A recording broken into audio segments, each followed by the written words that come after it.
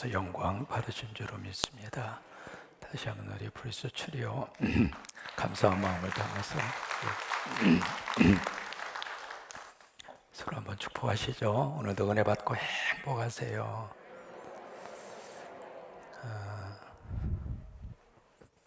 우리가 지금 사사기를 함께 보면서 은혜를 받고 있습니다. 이 사사라고 하는 사람들은 일반 제사장하고는 다릅니다. 왕이나 제사장들은 세습이 됐거든요. 그래서 혈통 중심으로 해서 제사장이 가면은 그 아들 가운데 또 다른 제사장이 나오고, 왕도 마찬가지였습니다. 근데 이 사사라고 하는 사람들은 그 시대 속에 특별히 이제 국가적으로 큰 문제를 말하고 어려움을 당했을 때, 그때 이제 이스라엘 백성들이 간절히 기도합니다. 하나님이 그 기도를 들으시고 하나님의 택한 사람에게 하나님의 영을 부어 주십니다. 그리고 나서 그를 사사로 세웁니다. 이제 처음에 일대 사사였던 온니엘도 마찬가지고요. 이스라엘 백성들이 하나님을 버리고 바알과 아세라 목상을 막 섬기죠. 우상을 섬기잖아요. 성경에서 가장 큰 죄는 하나님 안 믿는 것이 가장 큰 죄입니다. 여러분, 예수 믿는 것이 최고의 축복입니다. 하나님을 버리고 자꾸 다른 신으로 가고 우상을 섬기고, 이게 하나님이 이스라엘 백성들을 깨닫게 하기 위해서, 죽이기 위해서 그런 고난을 주고 아픔을 주는 것이 아니라 하나님이 살리고 싶어서. 그래서 이제 거기에 메소포타미아, 구산이라고 하는 저 멀리 있는 나라입니다. 그 나라의 사람들이 와서 이스라엘 백성들을 공격합니다. 이제 공격을 받으니까 이스라엘 백성들이 하나님 앞에 막 기도하잖아요. 우리 하나님 믿는 사람은 부르짖을 곳은 하나님밖에 없습니다. 막 기도해요. 하나님, 우리 살려주세요. 우리 어떻게 해요? 그때 하나님께서 여호와의 영이 누구에게 임했느냐면 온니엘에게 임합니다. 그래서 이제 그를 하나님께서 사사로 들어 쓰셨거든요.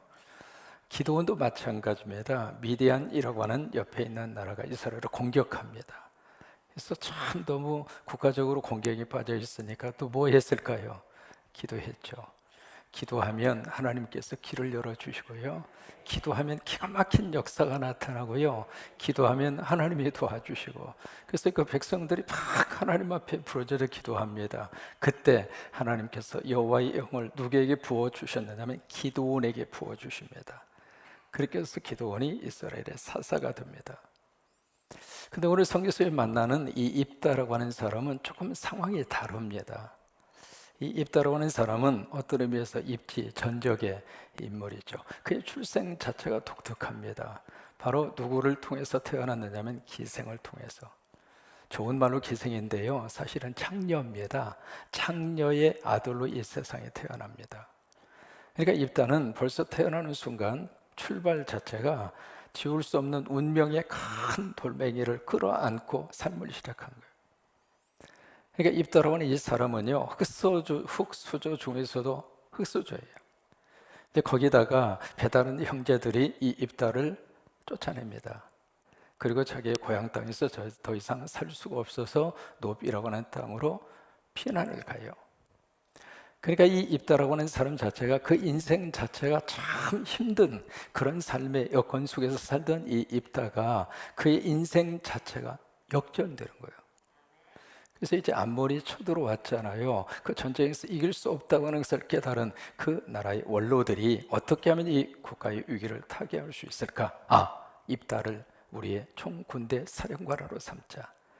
벌써 이제 입다가 노비라고 하는 지역에서 거기에 모여든 사람들을 중심으로 해서 특수 어떤 군대를 조직을 하고, 이제 그것이 소문이 나는 거죠. 그래서 입다라면 우리를 국가적인 위기에서 이 나라를 막을 수 있다, 이 생각을 하고 이 국가 원로들이 입다에 가서 부탁을 합니다. 제발 당신이 우리에게 와서 장관이 되어 주시오. 그 장관이라고 하는 것은 군대 사령관입니다.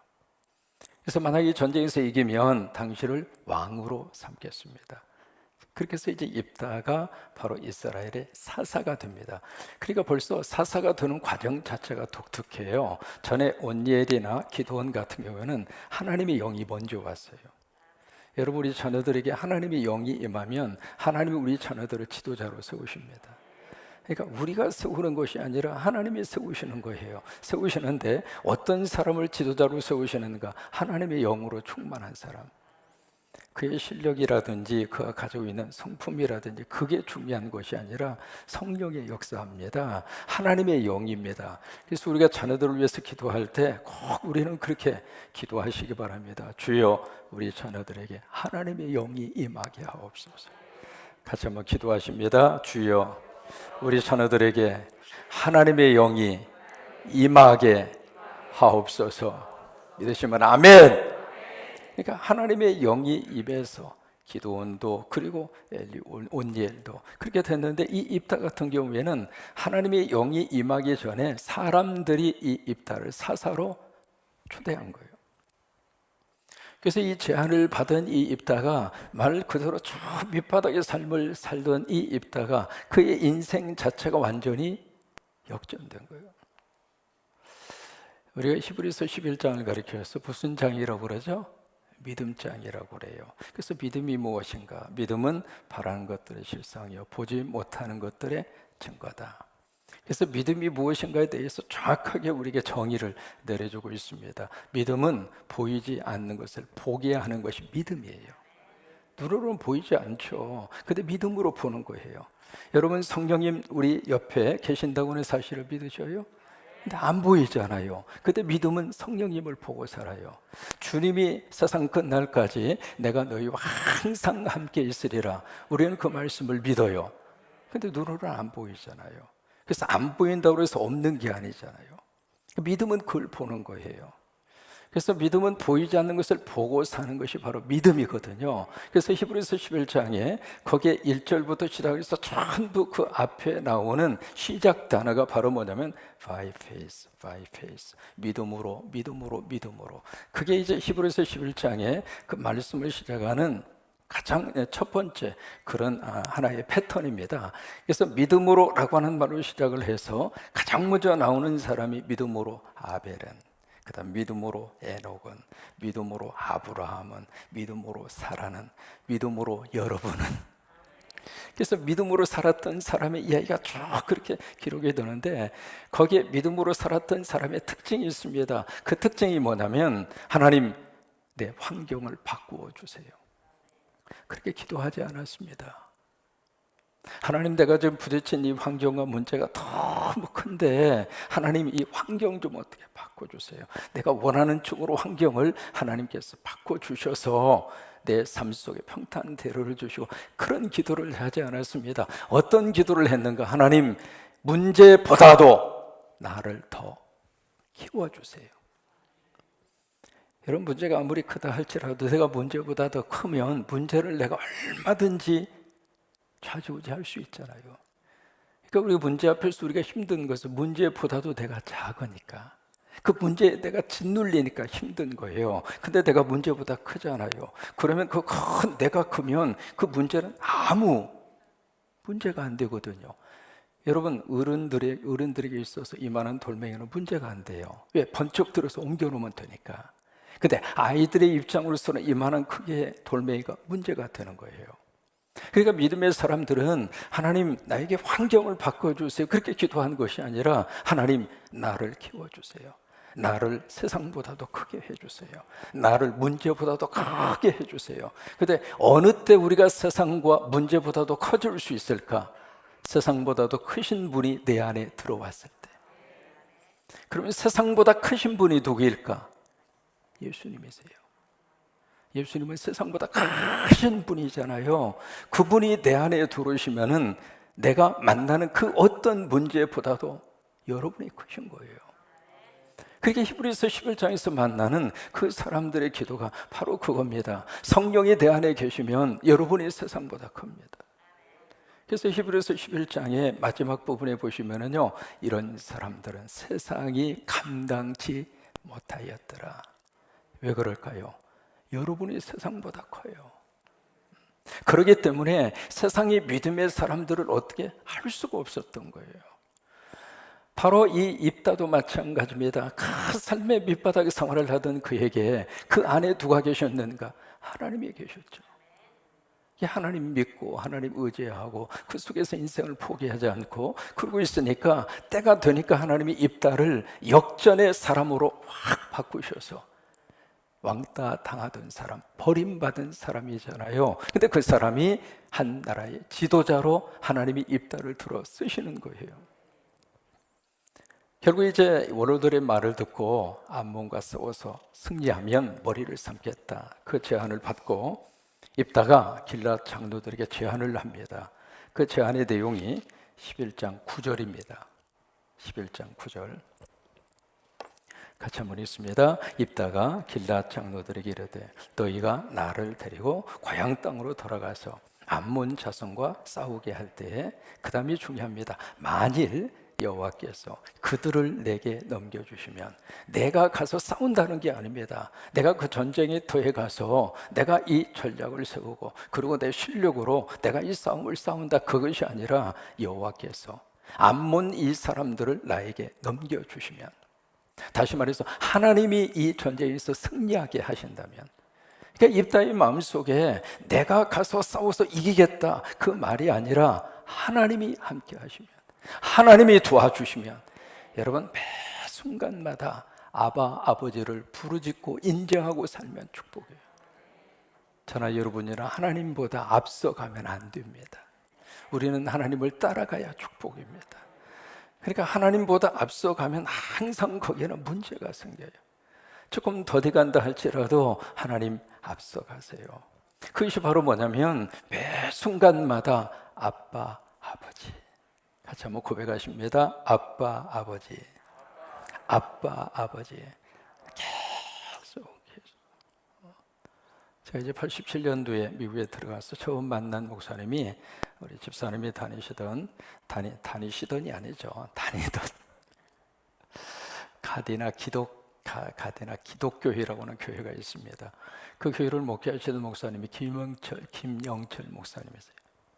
이분이 이제 이북 출신이거든요. 근데 이 목사님이 특징이 입에다가 아버지를 달고 살아요. 제가 그분하고 이제 함께 이렇게 사역을 하고 이제 그 교회 가서 부목사로 좀 생활을 같이 했거든요. 그 목사님 같이 곁에서 보면서 두 가지를 느꼈어요. 그 목사님은 선교라면 물불을 안 가리는 거예요. 교회도 그렇게 크지가 않았습니다. 별로 이렇게 인원수도 많지도 않고요. 근데 벌써 그 당시에 90년대 초잖아요. 이게 중동이 열리지도 않았습니다. 중국이나 북한은 뭐 말할 것도 없고요. 근데 이분이 일본에서 이제 출생을 하시고 미국의 시민권을 가지고 계시기 때문에 이분은 딱 기도하시다가 선교해야지, 선교 가야지 딱 꽂히면 목회 현장은 그냥 알아서 하라고, 그리고 보따리 싸가지고 가시는 거예요. 가서 이제 그 현장에 가서 거기 가서 선교 대회 하시고, 벌써 1990년도에요 이분이, 이 목사님이 전 세계를 다니면서 선교 대회를 그렇게 많이 하셨어요. 많이 하시는데 그 선교대회 할 때마다 하나님의 기적의 역사가 있는 거예요. 그 나라에 딱 갔는데 그 나라에 아는 사람이 한 사람도 없습니다. 누가 초청한 것도 아니고, 누가 지금 부흥집회 하자고 그래서 오라고 그래서 간 것도 아니고, 그냥 간 거예요. 그냥 공항에 딱 가서 어떻게 해서 이제 접촉점을 찾느냐면, 어느 공항을 가든지 옛날에는 전화번호 책이 있어요. 아셔요? 아주 두꺼운 전화번호죠. 전 세계 어느 공항을 가든지 전화번호처럼 이렇게 두꺼운 게 있거든요. 그래서 딱 들려서 이렇게 보면은 세계 어디를 가든지 그 당시만 하더라도 김씨, 이씨, 박씨는 있어요. 그러면 그걸 찾아가지고 공항에서 공중전화로 그분들에게 전화를 하는 거예요. 전화를 하는데 참 신기한 일들이 많이 벌어진다는 거예요. 거기에 이제 그 당시 외국에 나가서 아니면 노동으로 아니면 기타의 비즈니스로 그렇게 해서 그때 거기서 사는 분들이 그렇게 기독교인들이 많았어요.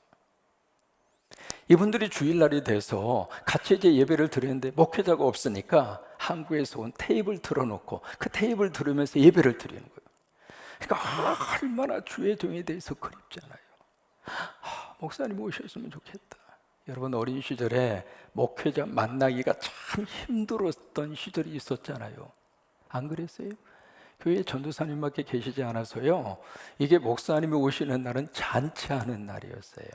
지금 이제 목회자들이 많아서 좀 그렇습니다만은 그러니까 그 현장에 그 외국에 목사님 오시면 좋겠다 그 간절한 마음으로 테이블 틀어놓고 예배를 드리는데 전화가 딱 울린 거예요. 그 전화를 딱 받으니까 나 LA에서 온 김 목사인데 테이프 틀어놓고 예배 드리다가 목사님 오셨다고 공항까지 와서 목사님을 모시고 와서 그렇게 해서 그 나라의 복음화 대회가 이루어져. 그때 하나 그분을 보면서 내가 깨달은 게 있습니다. 선교하면 하나님이 길을 열어주시는구나. 우리가 계획을 하고 가서 그 일을 하는 것이 아니라 하나님의 계획 속에 나를 맡기면 그러면 하나님이 그 계획 속에서 내 발걸음을 인도하시는구나. 그래서 만나야 될 사람을 만나게 하시고 보호마 대회를 하게 하시고 그래서 이분이 1년이면 한 6개월 정도를 그렇게 나가서 보호마 대회를 하셨어요. 두 번째로 이 목사님이 입에 달고 사는 것이 바로 아부지예요. 아부지. 이게 막 운전하고 가시다가 빨간불이 있잖아요. 빨간불이 있으면 이분의 성질이 얼마나 급한지. 그래서 저는 이북에서 오신 분들이 성질이 급한 걸 알아요. 얼마나 급한지 빨간불에 팍 지나가면서 하는 말이 아부지. 그러면 끝나. 근데 그 아버지 속에 하나님의 은혜가 있더라고요. 우리도 마찬가지입니다. 아버지라고 부르는 그 부르짖음 속에 하나님의 역사가 있고 그러니까 바로 입다가 그런 거예요. 여기 전쟁을 앞에 두고 9절에 있는 말씀대로 하나님이 그들을 내게 넘겨주시면 그러면 내가 이 전쟁에서 승리할 것이다. 그러면서 그 다음에 오늘 12절 말씀에 무슨 내용이 나오느냐면 이 입다가 싸우기 전에 전쟁에 돌입하기 전에 가장 먼저 한 것은 바로 평화 협상을 먼저 합니다. 그러니까 이 군대를 정비하고 그리고 나서 싸움터로 가서 싸우는 것이 아니라 평화 협상을 먼저 해요. 그래서 12절에 보시면 같이 한번 읽습니다. 입다가 암몬 자손 왕에게 사자들을 보내 이르되 내가 나와 무슨 상관이 있기에 내 땅을 치려고 내게로 왔느냐. 지금 뭐냐면 평화협상단을 보내는 거예요. 그래서 왜 당신이 지금 우리 땅을 공격하고 침략하러 왔느냐, 왜 내 땅을 빼앗아 가려고 하느냐 그예요. 지금 러시아하고 우크라이나도 지금 땅 싸움하는 거잖아요. 땅 뺏기 싸움하는 거잖아요. 그래서 왜 이 땅을 치려고 왔느냐, 그렇게 좀 평화협상단을 보냅니다. 그러니까 13절에 암몬 자손의 왕이 입다의 사자들이 대답을 합니다. 이스라엘이 애굽에서 올라올 때에 아르논에서부터 야복과 요단까지 내 땅을 점령했기 때문이니 이제 그것을 평화롭게 나에게 돌려달라. 지금 이게 무슨 얘기냐면 이쪽에 이스라엘 백성들이 이쪽에 이제 갈리고 얘가 사해잖아요. 지금 지금 이 땅 문제입니다. 지금 이 땅 문제거든요. 지금 이 땅을 지금 암몬 자손이 와서 이거 원래 우리 땅인데 지금 이스라엘이 빼앗아 가지 않았느냐. 그러니까 이 땅을 지금 우리에게 되돌려 달라. 그게 이제 암몬 왕의 제안입니다. 이 제안을 받은 이 입다가 뭐라고 이야기하면 두 가지를 이야기합니다. 저처럼 이 땅은 하나님이 우리에게 주신 땅이다. 왜냐하면 이스라엘 백성들이 이 애굽에서 나와서 이쪽에 쭉 그 가데스 바다에서 있다가 이쪽에서 치고 이렇게 올라오잖아요. 올라오는데 바로 요단강 이쪽에 있는 이 땅들을 하나님이 우리에게 주셨다. 그 이제 첫 번째 입다의 논리입니다. 이거 하나님이 주신 땅이다. 어떤 일이 있어도 이 땅은 양보할 수 없다. 여러분, 하나님이 주신 것은 양보하면 안 됩니다. 하나님이 주신 영혼은 마귀와 사탄에게 양보하면 안 돼요. 하나님이 주신 우리 자녀들 마귀와 사탄에게 양보하면 안 됩니다. 이 땅은 하나님이 주신 땅이다. 그러니 넘보지 말아라. 이게 첫 번째 입다의 논리입니다. 그 다음에 두 번째는 바로 이 땅은 모세를 통해서 이쪽에 쭉 통과를 할 때 바로 여기에 있는 이 사람들의 길을 내주지 않았잖아요.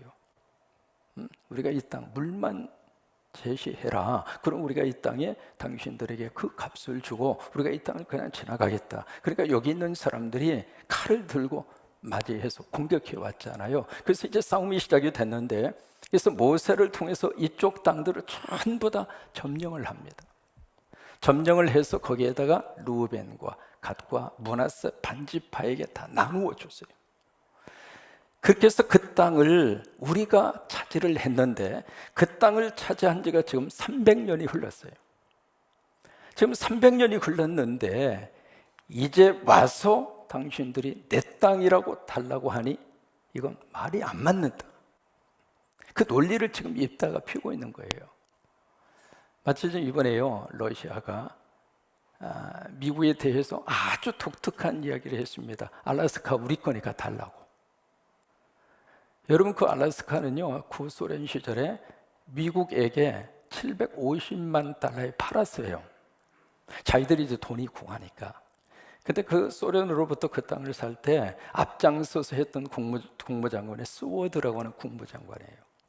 그 국무장관이 앞장서서 알래스카 땅을 750만 불에 샀습니다. 여러분, 그거 한국 돈으로 계산을 해보세요. 말 그대로 아주 헐값에 그 땅을 샀거든요. 근데 그 알래스카를 살 때 미국 의회에서요, 그 얼음덩이를 뭐하러 살려고 그러냐고 전부 다 반대했습니다. 그때 끝까지 이 땅에는 보고가 있다. 이 땅을 사면 미국이 앞으로 큰 어떤 혜택을 입을 것이다. 그래서 그냥 고집스럽게 그 의회의 의원들을 전부 설득을 해서 그 땅을 앞장서서 산 사람이 스워드라고 하는 사람이에요. 그렇게 해서 이제 그 알래스카 상을 샀거든요. 그 상을 샀을 때 거기에 미국의 신문들이 뭐라고 대서 투표를 했느냐면 그 얼음덩어리 땅을 사서 뭐 하려고 그러냐고. 얼음이 필요하면 냉장고를 더 살 것이지. 그 정도로 악평을 했습니다. 근데요, 알래스카 땅을 딱 사고 보니까 세상에 거기에 매장되어 있는 지하 자원이 엄청난 거예요. 알래스카의 석유는요, 지금 거의 개발 안 한 것이 거의 한 90%입니다. 알래스카에 붙여져 있는 이 지하 자원은 무궁무진합니다. 그렇게 해서 저희들이 헐값에 팔아버렸는데 이제 러시아가 미국하고 관계가 좀 그렇다고 러시아의 외무장관이 알래스카 우리 땅이니까 도로 달라고 그렇게 이제 억지를 부리잖아요. 지금 여기 암본 왕이 그런 거예요. 모세를 통해서 하나님이 우리에게 주신 땅인데 그 땅은 절대로 내가 당신들에게 줄 수 없다. 참 여기서 우리 한 가지 배울 수 있는 게 있습니다. 이 전쟁이라고 하는 어떤 강인함, 이것도 우리에게 필요합니다만은 평화 협상을 하기 위한 유연성도 필요해요. 이 두 가지 것이 같이 필요합니다. 그러니까 믿음으로 전쟁을 하면 하나님이 도와주셔서 내가 이 싸움에서 이길 수 있다. 그 용기도 필요하고 강인함도 필요하지만 때로는 협상으로. 왜요? 전쟁은요, 아무리 선한 전쟁이라 할지라도 그 피비린내 나고 죽음과 그리고 그 피해가 말할 수 없습니다. 우크라이나 키브라고 하는 그 수도에 아버지하고 그네 남편이 되겠죠. 남편하고 아들이 이번 전쟁에 죽었습니다. 거기에 이제 엄마죠. 그 엄마가 그 집에 혼자 남은 거예요. 기자가 물었습니다. 앞으로 어떻게 하실 겁니까? 그러니까 우크라이나 그 엄마가 뭐라고 이야기하냐면 울타리를 고치겠습니다. 우리 같으면 이거 빨리 떠나겠습니다. 그 생각, 그 마음이 들 수 있잖아요. 근데 그 엄마가 나는 이 집을 떠나지 않겠습니다. 나는 울타리를 고치겠습니다. 여러분, 전쟁이라는 게 그런 거예요. 그러니까 이 입다는 이 전쟁을 하기 전에 전쟁을 감행을 해서 이 전쟁에 승리하고자 하는 이 강인함보다도 어떻게 쓰든지 평화적으로 이것을 해결하려고 하는 유연성, 그게 입다 속에 있다고 하는 거예요. 사도행전 3장을 보시면은요, 베드로와 요한이 성전에 기도하러 갑니다. 근데 성전 미문에 태어나면서부터 안정부인 된 사람을 만나잖아요. 만나는데 그 사람을 딱 보면서 뭔가 구걸을 합니다. 그때 베드로가 했던 말이죠. 우리를 보라. 그래서 이제 그 사람이 뭔가 얻을까 해서 사도 베드로를 보잖아요. 그런데 그 사람을 보고 지금 베드로가 그 앞에 딱 멈추었습니다. 왜 그랬을까요? 그 사람이 보인 거예요. 지금 율법으로 하면 정시 기도를 가서 해야 되기 때문에 멈추면 안 돼요. 근데 베드로 속에 율법을 지켜야 된다고 하는 그 강인함보다도 한 사람의 불쌍한 영혼이 보인 거예요. 그 유연성이 필요한 거예요. 한국의 선교사님이 중국에 가셔서 특별히 이제 나병 환자 대상으로 해서 선교를 하시는데, 그 성의 성주가 얼마나 이렇게 까다로운지 나병 환자들이 있는 그 장소를 알려주지를 않는 거예요. 그래서 선교사님이 어떻게 하면 그 성주의 마음을 열어서 나병 환자가 있는 곳을 알아서 가서 선교를 할까? 근데 이 성주가 내기를 합니다. 만약에 당신이 내 제안을 받아서 이 내기에 당신이 이기면 내가 나병 환자 있는 데를 가르쳐 주겠고, 당신은 거기서 선교할 수 있도록 내가 허락을 하겠다고. 좋다고, 내기를 하자고. 그래서 무슨 내기를 했느냐면, 중국 사람들이 마시는 빼가리 있잖아요. 우리는 안 마셔봐서 모릅니다. 근데 그게 도수가 40도랍니다. 40도의 그 술은요, 들어가는 순간 여기서 불이 난다면서요. 안 먹어봐서 모르겠어요. 그 40도짜리 빼가를 딱 놓고 이것을 마셔서 만약에 당신과 나 둘 중 한 사람이 먼저 꼬꾸라지면 이 게임에서 지는 거예요. 당신 이 게임 하겠습니까? 그러면서 딱 제시를 하는 거예요. 그러면 여러분 같으면 그 상황에서 선교사님인데 술을 먹어야 될까요? 말아야 될까요? 믿음의 생각으로 하면 마시면 안 되잖아요. 근데 이 선교사님은 나병 환자 사역, 선교 사역, 거기에서 그게 이제 지금 가장 중요하잖아요. 그래서 마신다고. 그래서 이제 그 성주하고 같이 이 선교사님하고 서로 빼가를 놓고 주거니 받거니 하는 거예요. 그런데 신기하게도 이 선교사님이 빼가를 잡수시는데 빼갈이 아니라 물이에요. 참 신기한 일이 일어난 거예요. 그래서 결국 그 성주가 뻗어버렸어. 그래서 선교의 문이 열려서 중국의 나병 환자 선교를 그 선교사님이 하십니다. 여러분, 때로는 우리가 믿음을 지키기 위해서 이렇게 강한 이것도 필요합니다만은 때로는 유연성이 필요한 거예요. 그 유연함이 필요하죠. 결국 이 입다를 통해서 무슨 일이 일어나게 됐는가? 결국 이제 이 암몬 이 왕이 입다의 평화 제안을 받아들이지 않습니다. 받아들이면서 나중에 이제 전쟁이 일어나게 되거든요. 전쟁이 일어나게 되는데 29절을 한번 보십니다. 29절 같이 읽습니다. 이에 여호와의 영이 입다에게 임하니 입다가 길앗과 므낫세를 지나서 길앗의 미스바에 이르고 길앗의 미스바에서부터 암몬 자세락으로 나아갈 때, 여기 29절에서 입다에게 뭐가 임해요? 여호와의 영이 임합니다. 성령이 임한 거예요. 성령이 임하고 나중에 입다가 이 전쟁에서 승리를 합니다. 그래요. 여러분, 문제가 발생을 했을 때 문제를 따라가지 말고 저나 여러분이나 하나님을 따라가십시다. 하나님을 따라가면 문제가 따라오다가도 문제가 나중에 지쳐서 떨어져 나가요. 근데 문제만 계속 따라가면 문제만 남아요. 하나님에 따라가면 결국에 가서는 문제가 포기하고 떨어져 나가요. 결국 입다는 이 큰 국가적인 문제 앞에서 하나님을 따라가서 결국 승리하는 놀라운 축복을 누리게 됐습니다. 그 은혜가 여러분 속에 넘치기를 주의 이름으로 축원합니다.